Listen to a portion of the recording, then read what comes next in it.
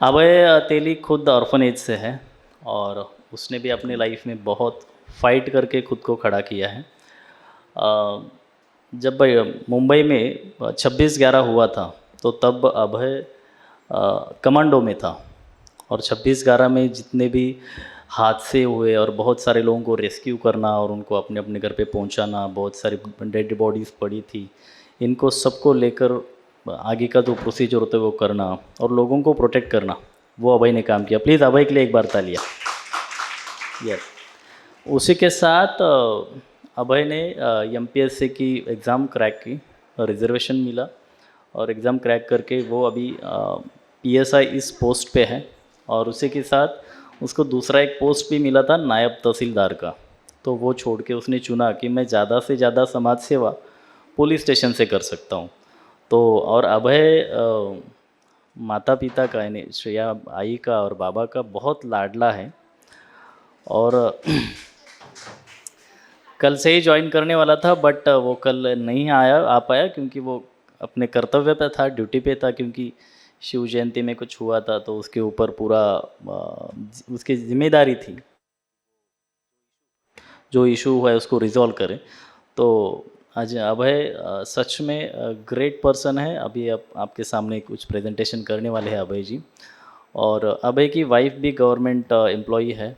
अभय को एक लड़का और एक लड़की, बहुत क्यूट बच्चे हैं। यस, और अभय को मैं विनती करता हूँ कि Abhay please carry on. Thank you.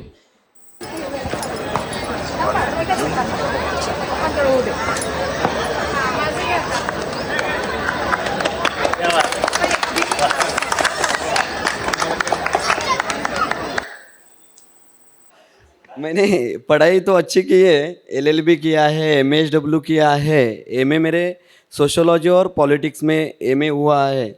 Women right का कोर्स किया है मैं, डिप्लोमा का।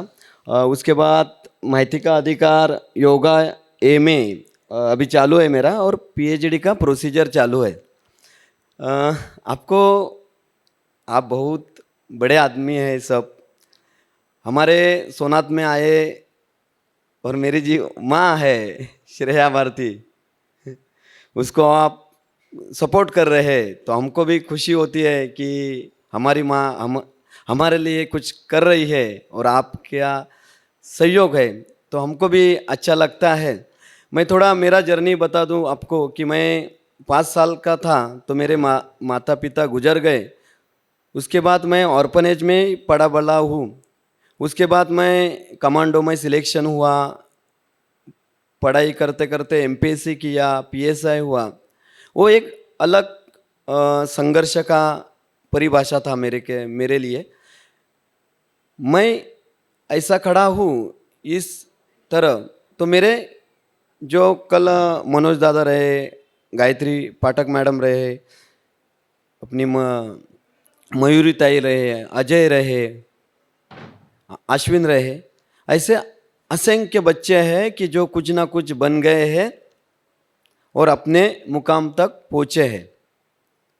लेकिन हम ये बात करते हैं कि जब कितना ही हम बड़े हो जाए, समाज में आप जैसे लोग हमारे पीछे खड़े हैं, मतलब मुकाम तक पहुँचे हैं, तो मेरे पूरे महाराष्ट्र के जो मेरे अनाथ बच्चे बहन हैं, छोटे छोटे हैं, तो उनके तरफ से आपका मैं दिल से शुक्रिया अदा करता हूँ कि आप थे, आप उनके साथ रहते हैं, आप उनको फाइनेंशियल रहे,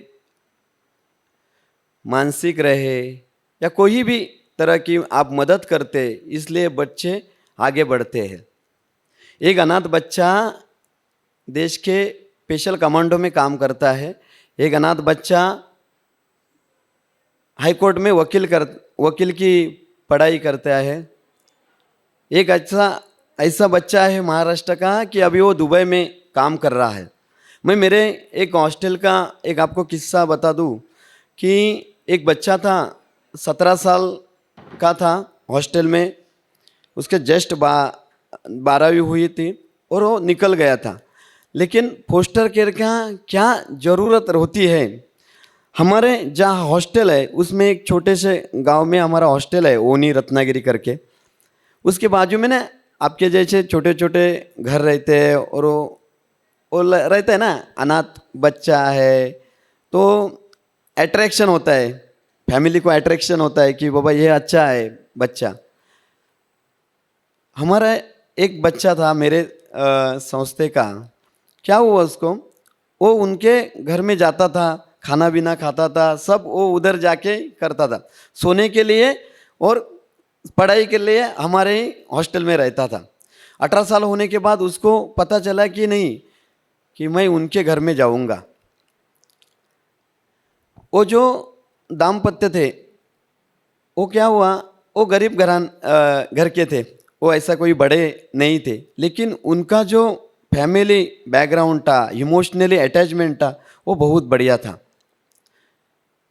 मैं बड़ा दादा ये नाते पे मैं तब PSI हुआ था, तो मेरे को बोला दादा मेरे उनके पास रहने का है मेरे को। तो मैंने बोला अभी 18 साल हो गए, तू जा सकता है उनके साथ। वो गया और उसको होटल मैनेजमेंट करने का कुछ तो सोचा, तो तर्पण फाउंडेशन से हमने मदद की, उसको होटल मैनेजमेंट किया।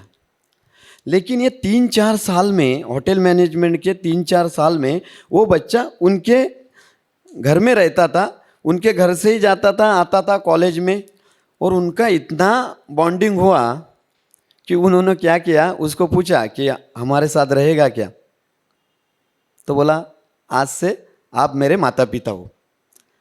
और यकीन से अभी क्या बोलूँ आपको, वो बच्चा अभी दुबई में होटल मैनेज करके दुबई में नौकरी में गया है। तो इतना कैसा होता है कि जब जो बच्चे हैं इनको इमोशनली आप अटैच करेंगे ना, तो ही होता है। देखो हम अभी मेरी आई तो है, तो आई बोलती है कि हम छोटे छोटे बच्चों को फॉस्टर केयर में देंगे। तो मैं बता दूं, मेरे जैसे बहुत लड़के हैं कि जो बोल रहे हैं कि हमको पिता दो, हमको माता दो, हम उनका संभाल करेंगे। हम अभी इतने सक्षम हो गए हैं कि हम बोल रहे हैं कि हमको माता पिता दो, उनका सब संभाल करेंगे हम। देखो मैं जब 5 साल का था तो मेरे पास कुछ भी नहीं था।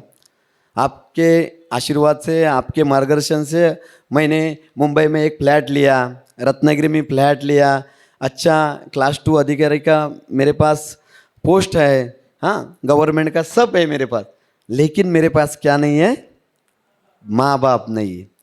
मेरे माँ बाप है, श्रेया ताई और बाबा है हमारे पास, लेकिन उनके बहुत बच्चे बढ़ गए हैं। मी काय म्हणतोय की असे कोण पालक आहेत का ज्यांना मुलाची गरज आहे, आत्ताच्या काळामध्ये मुलाची गरज आहे, तर मी माझ्यासारखे असंख्य मुलं त्यांचा मुलगा बनायला आम्ही तयार आहोत। काय लागतं ह्या लोकांमध्ये, मी तुम्हाला सांगतो, मी पोलीस स्टेशनला काम करत असताना मी बघितलेलं आहे की अचानक ॲक्सिडेंटमध्ये एकुलता एक मुलगा ज्यावेळी जातो त्यावेळी त्यांच्या आईवडिलांवर काय परिणाम होतो। मग अशा वेळी आम्हाला वाटतं की मी मुलगा म्हणून मी त्यांचा सांभाळ करू शकतो। काय लागतं, कधीतरी त्यांना प्रेमाचे 4 शब्द, कधीतरी त्यांना कुठेतरी नेणं, हां फिरायला नेणं, आणि आपण जे काही खातो त्याच्यामध्ये सुखदुःखामध्ये सामील होणं, ही आम्ही भावना म्हणतो की आमची भावना ही आहे त्यांच्याप्रती। या जगामध्ये कितीही संपत्ती असो, कितीही मोठे पदावर असो, काही उपयोग नाही, फक्त आणि फक्त जर तुमची माणुसकी असेल, तुम्हाला संवेदना असेल, तर तुम्ही या जगामध्ये खूप काही करू शकता। आणि ही जी जाणीव आहे ही आम्ही संस्थेमध्ये असतो त्यावेळी आमच्यामध्ये रुजवली जाते। तुम्ही आम्हाला म्हणालाल की तुमचा धर्म कुठला आहे, तर आम्ही एकच सांगतो, मानवता आमचा धर्म आहे। आणि त्यामुळे आईने जो विषय घेतलेला आहे की फोस्टर केअर आहे, हा अत्यंत गरजेचा आहे। मी ज्यावेळी माझं बालपण तुम्हाला सांगायचं असेल, मी ज्यावेळी 5 वर्षाचा होतो, म्हणजे 5 वर्षाचं तुम्ही अजून करा की 5 वर्षाचा असताना बालगृहामध्ये येतोय, 30-35 मुलं आम्ही या अनाथ आश्रममध्ये राहतो। कोणाची आई आहे, कोणाचे वडील नाही आहेत, कोणाचे वडील आहेत, कोणाचे दोघंही आहेत, घटस्फोटितांची मुलं या बालगृहामध्ये असतात। जेव्हा दुसऱ्याची आई त्याला भेटायला येते, त्यावेळी आमच्याही मनामध्ये थोडंसं कुठंतरी हे होतं की माझी आई असती तर.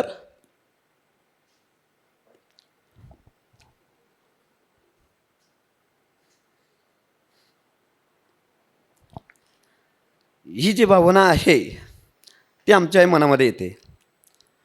पण त्यावेळी काय असतं, त्यावेळी आम्हाला परिस्थिती नव्हती. आता तुम्ही बघितलं असाल की अचिव्हमेंट मी बऱ्यापैकी केली, पण ही अचिव्हमेंट करताना पाठी कोणाचा तरी हात असावा. म्हणजे माझ्या जीवनात मी सर्वस्व मिळवण्याचा प्रयत्न केला.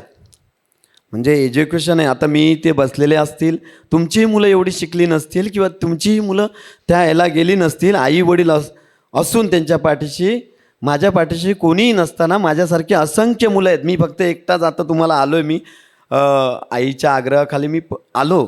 अशी माझे नारायण आहे, अशी अमृता आहे, सुंदरी आहे, सुधीर आहे, असे असंख्य मुलं आहेत की क्लास 1 क्लास 2 अधिकारी झालेली आहेत.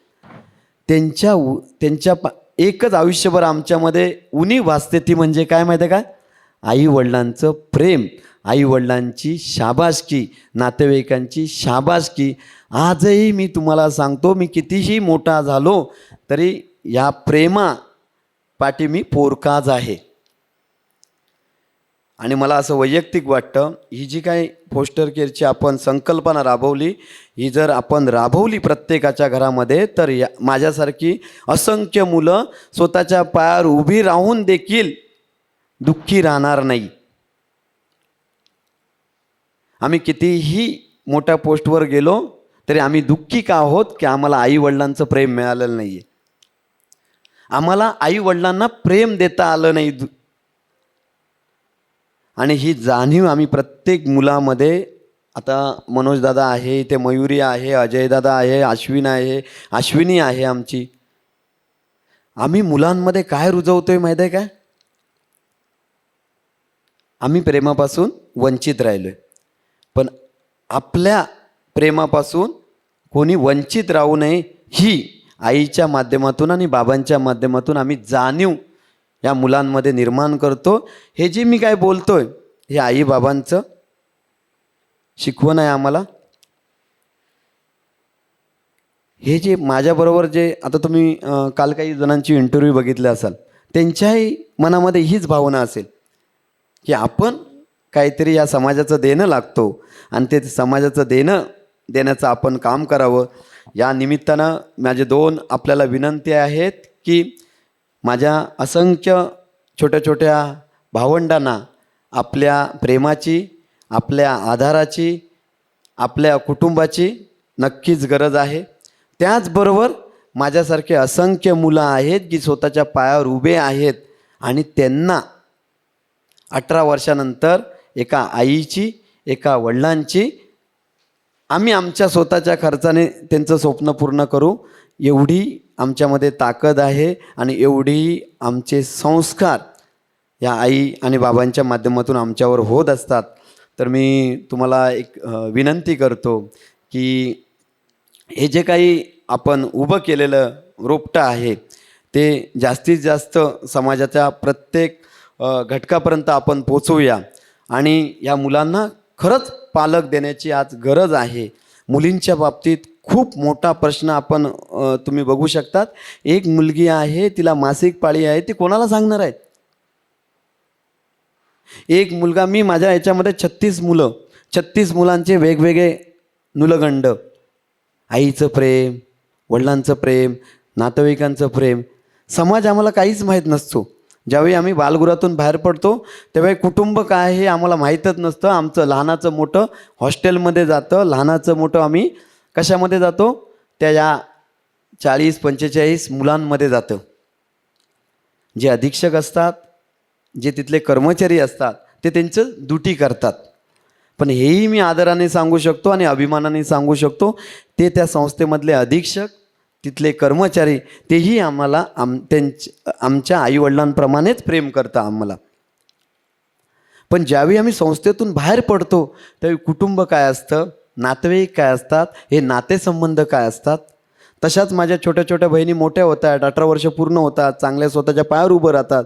आणि ज्यावेळी त्यांचं लग्न करण्याची वेळ येते त्यावेळी त्यांना व्यावहारिक ज्ञान कमी पडतं आणि त्याच्यातून असंख्य प्रश्न निर्माण होतात. आणि हे सगळे प्रश्न कुठेतरी कमी करण्यासाठी आज आपल्याला ह्या मुलांना पालक देणं आपल्याला अत्यंत गरजेचं आहे. आणि मला असं वैयक्तिक वाटतंय, आम्ही आमच्या आईबरोबर सदैव उभे आहोत. तुम्हीही जास्तीत जास्त या ह्याच्यामध्ये ही काय माहिती आहे का, ह्याला म्हणतात जनजागृती आहे. ओके, ही आपल्याला करायला पाहिजे आणि ही केल्याशिवाय होणार नाही आहे. तुम्हाला सांगतो, या व्यासपीठावरून मी तुम्हाला दोनच आवाहन करतो की आपण जास्तीत जास्त लोकांपर्यंत जाऊ.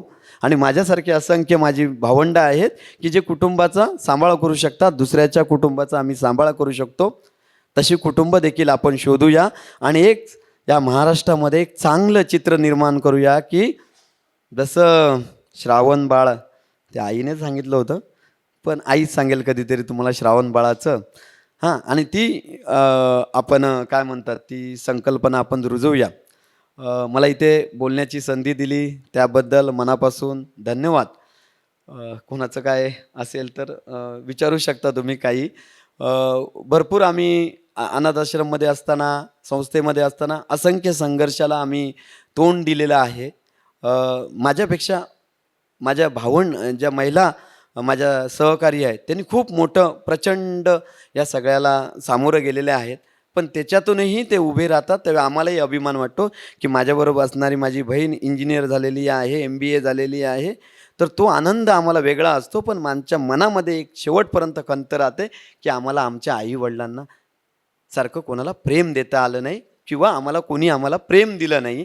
आणि या फोस्टर केअरच्या अनुषंगाने आपण या मुलांमध्ये, या महाराष्ट्रातील प्रत्येक अनाथ मुलांमध्ये आपल्याकडे एक जनजागृती झाल्यानंतर आपण देशभरामध्ये ही जनजागृती करून एक कुटुंब देऊ असं मला वाटतं. आणि इथे मला बोलण्याची संधी दिली त्याबद्दल धन्यवाद. आणि आईने मी कालच येणार होतो, काही आता पोलीस प्रशासनामध्ये असल्यामुळे काही कायदा व सुव्यवस्थाची जबाबदारी आमच्याकडे असते, त्यामुळे मला कालच्या कार्यक्रमाला येता आलं नाही. त्याबद्दलही आपलं मी मनापासून दिलगिरी व्यक्त करतो आणि मला 2 शब्द बोलायची संधी दिली त्याबद्दल धन्यवाद.